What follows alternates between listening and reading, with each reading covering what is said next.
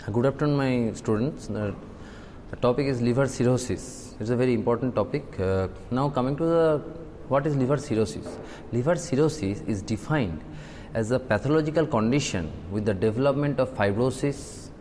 Note the word; it is very important. And architectural distortion with formation of regenerative nodules, replacing the normal liver parenchyma.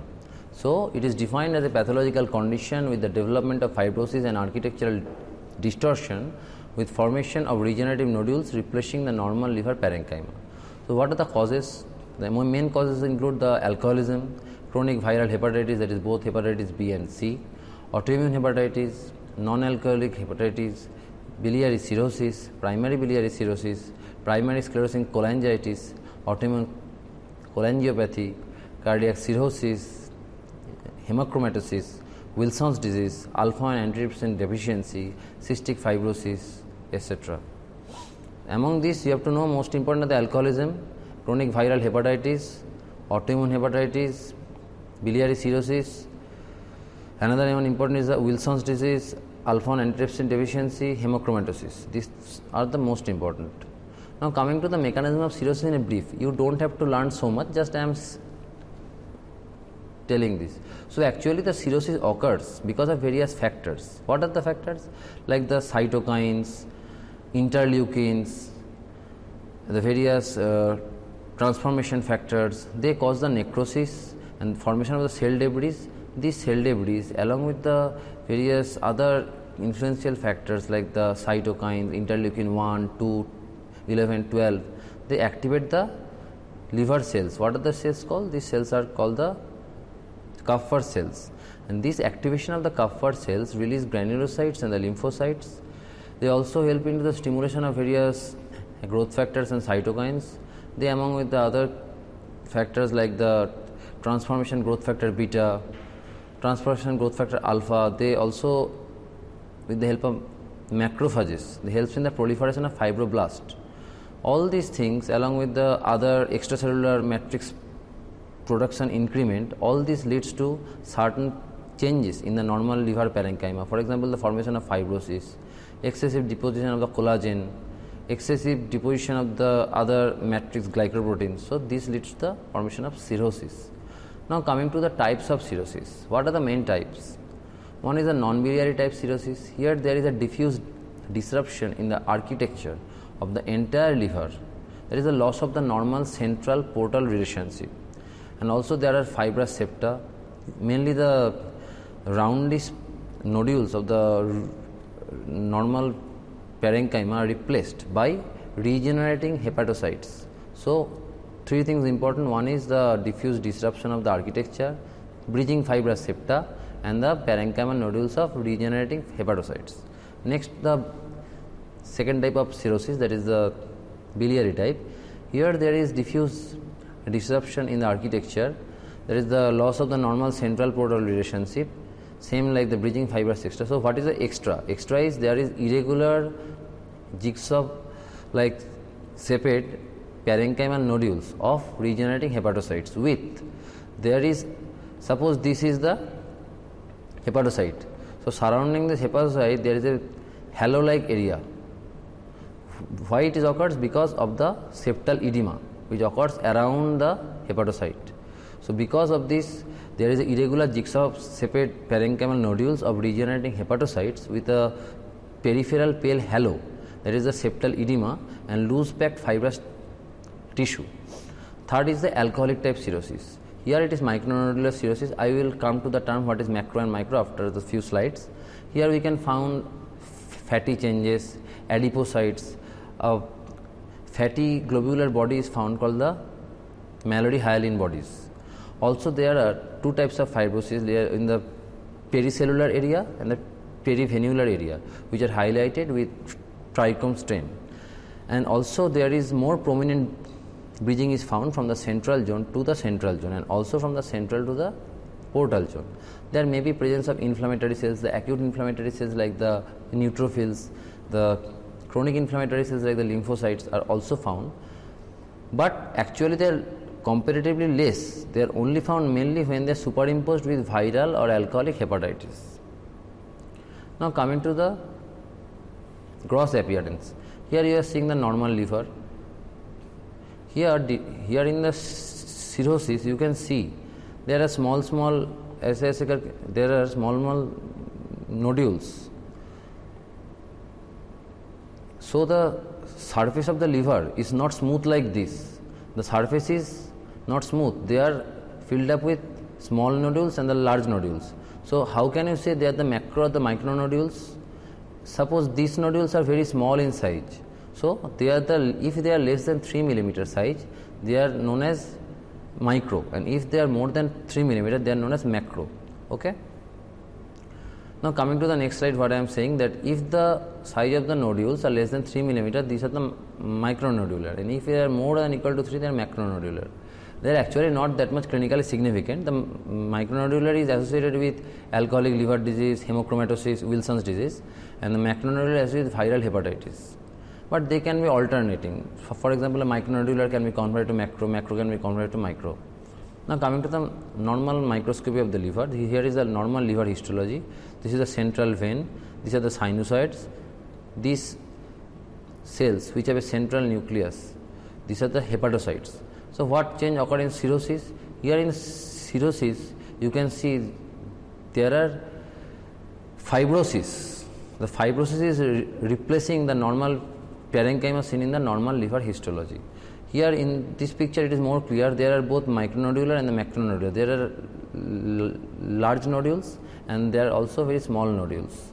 So these are the macronodular parts, these are the micronodular parts. Now there are various scores which delineate the cirrhosis. One is the child PUGH score. It has 5 entities: albumin, bilirubin, INR, ascites, encephalopathy, and they are graded as 1, 2, 3.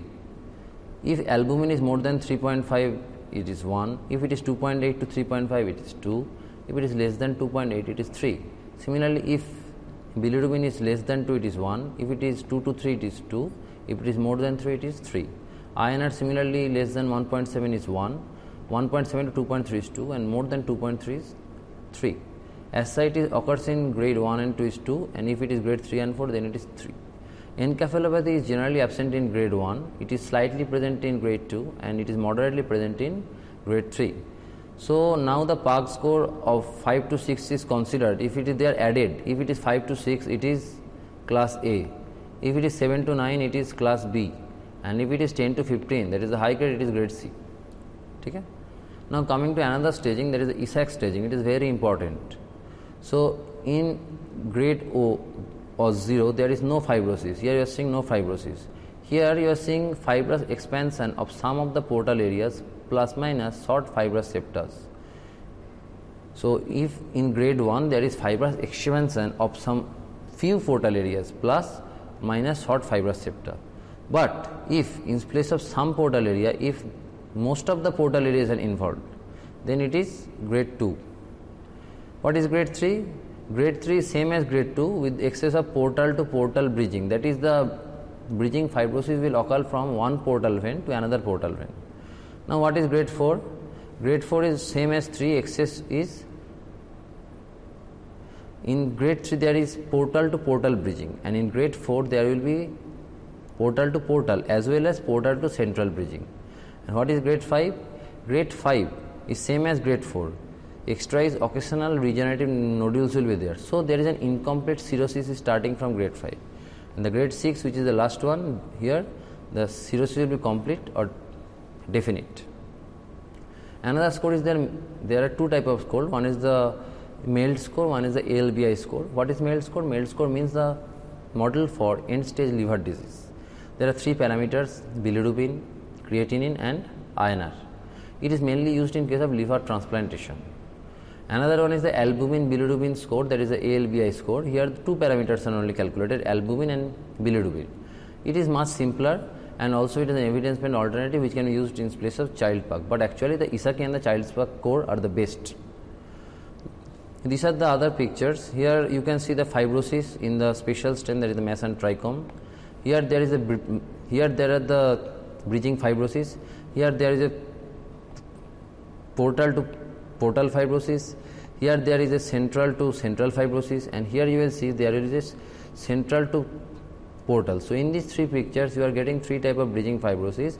First one is the portal to portal, second one is the central to central, and third one is the portal to central. Now coming to the more detailed description of the types of cirrhosis, like alcoholic cirrhosis. What occurs in alcoholic cirrhosis? Another type of cirrhosis maybe hota hai, that is the vague right upper quadrant pain, nausea, vomiting, fever, diarrhea, anorexia, malaise. The specific complications include ascites, edema, bleeding, encephalopathy or jaundice. On physical examination, the liver and spleen are enlarged, with the edge of the liver is firm and nodular. There is icterus in the sclera, erythema in the palms, spider angiomas, enlargement of the salivary parotid gland, digital clubbing, wasting of the muscles, edema, ascites, decreased hair in the body, gynecomastia, testicular atrophy, menstrual irregularities. These changes are often reversible if you stop alcohol. So all these clinical features are evident in normal type of cirrhosis, but these are more prominent in alcoholic cirrhosis. Now coming to the laboratory tests, mainly the parameters are not that much different. They are normal when it is early compensated alcoholic cirrhosis, but in advanced cases you can find anemia, nutritional deficiency, hypersplenism, hemolytic anemia. There is a syndrome important called Gibbs syndrome. Platelet counts are reduced, and also the direct bilirubin is elevated. Prothrombin time is prolonged, and the LFT, that is the AST, is more than ALT. AST is to LT is more than 2:1. Normally it is 2:1, but here it is more than 2:1. So how to make the diagnosis? You have to find out the clinical features with the symptoms. Uske saath we will add the physical examinations plus the laboratory studies and the various radiological findings like the ultrasonography, UD, CT scan, they can be done. The liver biopsy is also gold standard in diagnosis of cirrhosis. Now coming to the how to treat as alcoholic cirrhosis, first is the abstinence, good nutrition, drugs like the glucocorticoids, oral pentoxifylline. This helps to decrease the tumor necrosis factor alpha and other pro-inflammatory cytokines that cause the cirrhosis. Also you can use inhibitors of the TNF alpha like infliximab, etanercept, they are also helpful, and also various medications that reduce the urge for alcohol, that is the acamprostate calcium. Note it down, it decreases the urge for alcohol. And the other medications are vitamin B1, B6, B12, arginine, amphepa, aspartame. So these ends the treatment of alcoholic cirrhosis. Another type of cirrhosis is the cirrhosis due to chronic viral hepatitis B or C. The progression of liver disease due to chronic hepatitis is characterized by, one is the portal based fibrosis with bridging fibrosis and nodularity is more than the cirrhosis. Next is, I have told already, there is inflammatory infiltrate in the portal areas. There is lobular hepatocellular injury and inflammation, both the acute inflammation, chronic inflammation. There is fatty changes of steatosis, mallory-dense bodies are often present. In hepatitis B, almost the picture is same as that of the hepatitis C. Now the clinical features: fatigue, malaise, pain in the right upper quadrant, laboratory evaluations, serological test, HCP, anti-HBs, HBe antigen, anti-HBe, HBV DNA. What are the treatment? Various antivirals like lamivudine, adofovir, entecavir, interferon alpha, not generally used in decompensated like with ascites, jaundice, but otherwise it can be of a good option for the cirrhosis. Now the third one is the cirrhosis from the autoimmune hepatitis. Autoimmune hepatitis has various autoimmune markers because it is an autoimmune disease like ANA, ASMA. It is a sort of acute inflammation, so the liver enzymes like the SGOT, SGPT, ALP, they are increased. It occurs mainly in the obese patients, and the management of the complications is almost similar to the other forms of cirrhosis. Another one is the Indian childhood cirrhosis. It occurs in a chronic liver disease of childhood, mainly affecting 1 to 3 years of age. How does it occur? It occurs by characterized by deposition of copper in the liver. Now coming to the biliary cirrhosis. Now the cholestatic liver disease results from the necroinflammatory lesions. They may have various types like the congenital, metabolic process, external bile duct compression. There are mainly two broad categories are there that reflect the anatomic sites of abnormal bile retention. One is the intrahepatic, another one is the extrahepatic.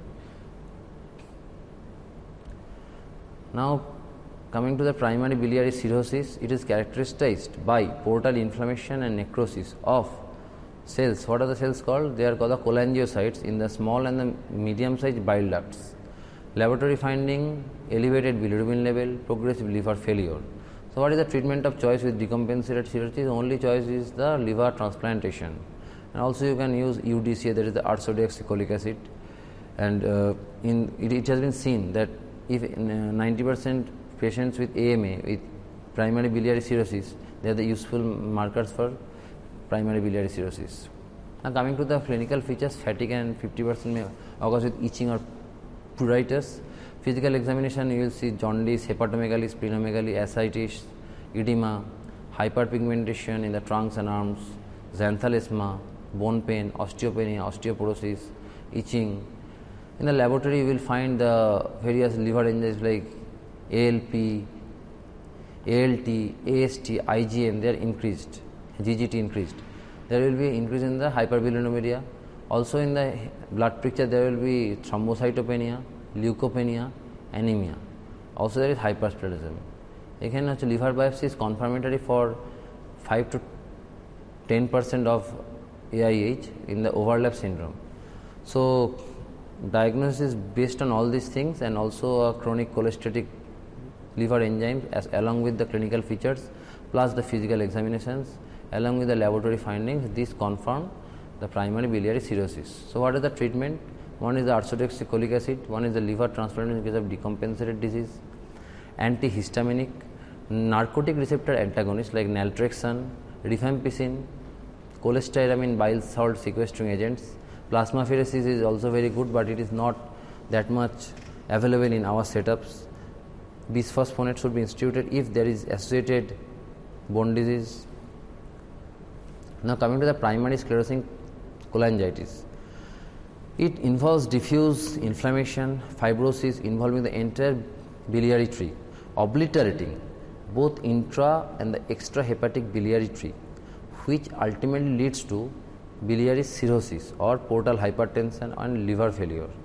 The cause is unknown. The various causes have been come to know by like bile duct proliferation, ductopenia, pericholangitis, and on liver biopsy you will find periductal fibrosis. The clinical features include fatigue, itching or pruritus, steatorrhea, that is the fatty stool, deficiency of fat soluble vitamins, metabolic bone disease. The laboratory findings include abnormal liver enzyme, that is the ALP rises to more than twice, AST and ALT increases, albumin level decrease, thromboblast time increases, thrombobitin. There is an overlap syndrome between primary sclerosing cholangitis and autoimmune hepatitis. And autoantibodies in the overlap syndrome, we can find P-ANCA in 65% of those with primary sclerosing cholangitis. The diagnosis is based on the MRCP, ERCP or cholangiographic imaging. The strictures are typically short with intervening segments of normal or slightly dilated bile ducts. They give a diffusely distributed appearance, calling a beaded appearance.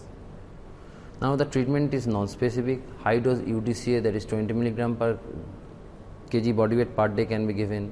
Endoscopic dilatation of the strictures. Finally, if nothing works, then it's liver transplantation. Now coming to hemochromatosis. What is hemochromatosis? It is an inherited disorder of iron metabolism that results in a progressive increase in the hepatic iron deposition, which over time can lead to a portal based fibrosis progressing to cirrhosis, liver failure or hepatocellular cancer. What will be the serum studies? There will be elevated transparent saturation, increased ferritin level, HGF mutation analysis. It is very important, it is done nowadays. The treatment is straightforward, it is with regular therapeutic phlebotomy should be done for hemochromatosis. Coming to another entity, that is the Wilson's disease. It is a inherited disorder of copper hemostasis with failure to excrete the excess amount of copper, leading to copper accumulation in the liver. Its main diagnosis is based on the decreased ceruloplasmin level, increased 24-hour copper level, and liver biopsy. Physical examination will reveal a ring in the cornea called KF ring or KYER Fleischer ring. Kerr Fleischer's ring. The treatment is dipenicillamine or zinc, which used to bind up the copper and thus decreases the accumulation of copper in the liver. Coming to alpha-1 antitrypsin deficiency, it is an inherited disorder that causes abnormal folding of the alpha-1 antitrypsin protein. Alpha-1 antitrypsin protein that leads to the failure of secretion of that protein from the liver. It helps. What are the diagnostic things? One is the determining of the alpha-1 antitrypsin level, genotype. Also in liver biopsy, PAS, paracetic acid C positive, diastase resistant globules are seen. So alpha-1 antitrypsin liver biopsy, PAS positive, diastase resistant globules are definitive of the alpha-1 antitrypsin deficiency. Now coming to the final part, that is the complications of the cirrhosis.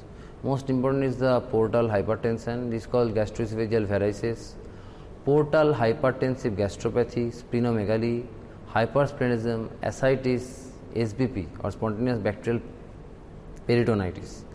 Other symptoms include hepato-renal syndrome, hepatic encephalopathy, hepatopulmonary syndrome, portopulmonary hypertension, malnutrition. Bone diseases include osteopenia, osteoporosis and osteomalacia. The hematologic abnormalities include anemia, hemolysis, neutropenia, thrombocytopenia, the spelling is wrong, thrombocytopenia, anemia, and various types of other disorders like the hemolytic disorders, clotting factor disorders, etc. Now coming to the treatment of the variceal hemorrhages, one is the primary prophylaxis. It should be done by screening by endoscopy. These things are not important for you, just I am saying in brief. That is, non-selective beta blockers or variceal band ligation or sclerotherapy can be done. The beta blockers like nadolol, propranolol can be used. And how to treat the acute bleeding? Acute bleeding can be treated by fluid and blood product replacement, vasoconstricting agent like somatostatin, octreotide, balloon tamponade. There is a Sengsten black mode tube, Minnesota tube can be used to stabilize prior to the endoscopic therapy. When the esophageal varices extend to the proximal stomach, you can do transjugular intrahepatic portosystemic shunt, that is the angiographic guide. And how to manage the recurrent variceal hemorrhage after giving endoscopic therapy, pharmacological therapy, on bleeding. So in case of compensated cirrhosis, that is child's class A. So we have to tell you and think that in child's PUGH classification, the class A is compensated, that is not so severe. So how to control it?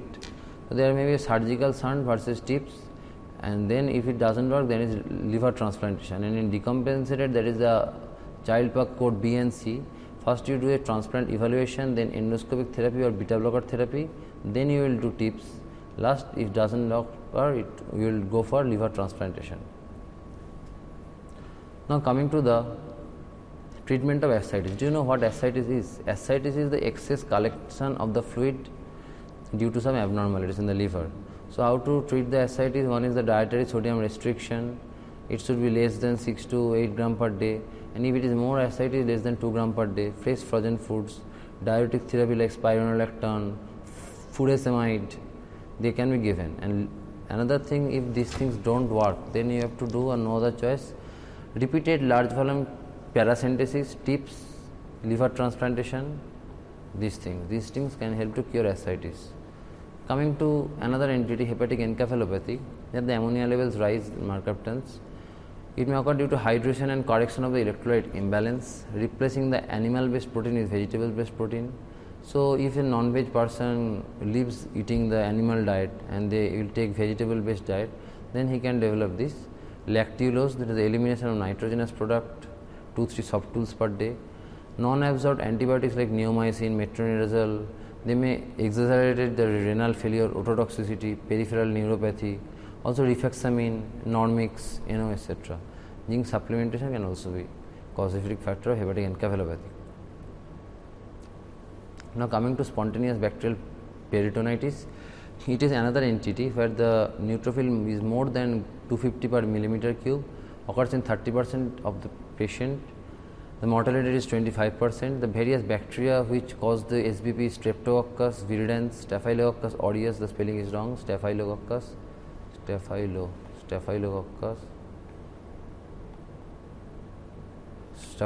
aureus, Enterococcus.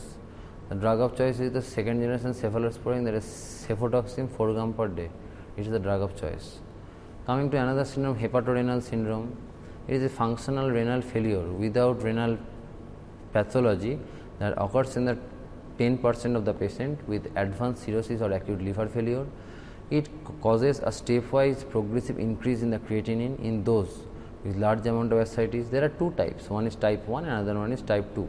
Type 1 causes progressive impairment in the renal function and causes reduction in the creatinine clearance within 1 to 2 weeks of presentation, and type 2 causes reduction in the glomerular filtration rate with increased serum creatinine. Various drugs like the dopamine, midodrine, etc.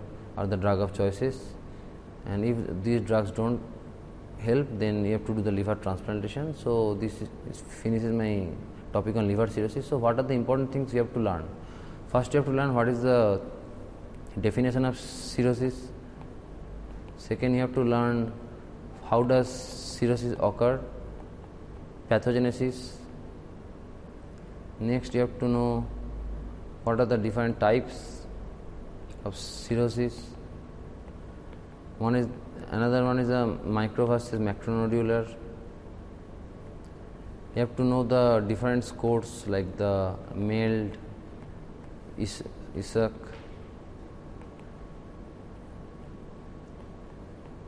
Child-Pugh score. Now you have to know what are the clinical features, laboratory investigations. So clinical features plus laboratory investigations both help together to make the diagnosis. You have to know what are the macroscopic findings and what is the distinguishing feature that distinguish a normal liver from a cirrhotic liver. You have to find out the microscopic findings, the different types of nodular regeneration. Also you have to know the treatment.